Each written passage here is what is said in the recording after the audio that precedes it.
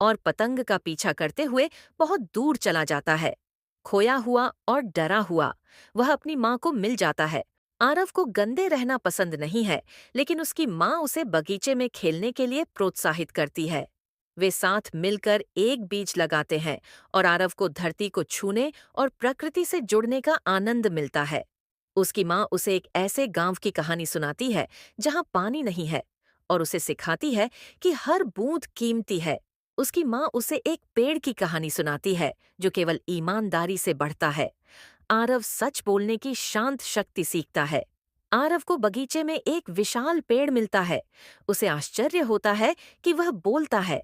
जादुई पेड़ उसे पक्षियों, मौसमों और दोस्ती की कहानियां सुनाता है और उसका मूक बुद्धिमान साथी बन जाता है। आरव को अंधेरे से डर लगता है। उसकी माँ उसे कागज की लालटेन बनाने में मदद करती है और बताती है कि कैसे अंधेरा भी शांतिपूर्ण हो सकता है। आरव खाना बनाने पर जोर देता है। अपनी माँ की मदद से वह एक साधारण पकवान तैयार करता है। खाना तो बढ़िया नहीं था। आरव अपनी माँ को हाथ से बना कागज का हार देकर आश्चर्यचकित करता है। आरव का गुब्बारा आसमान में उड़ जाता है। परेशान होकर वह रोता है। उसकी माँ उसके पास घुटनों के बल बैठ जाती है और कहती है, कभी कभी चीजें किसी नई चीज के लिए जगह बनाने के लिए उड़ जाती हैं। आरव हताश होकर अपना खिलौना तोड़ देता है। उसकी माँ उसे एक तरकीब सिखाती है।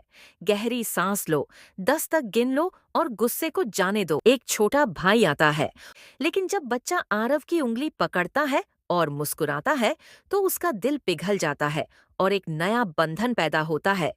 आरव को किताबें बोरिंग लगती हैं, लेकिन उसकी माँ उसे जोर से पढ़कर सुनाती है। आरव और उसकी माँ छत पर नाचते हैं, हंसते हैं और धरती की खुशबू का आनंद लेते हैं। वह बचपन की कहानियां सुनाती है और बारिश एक याद बन जाती है।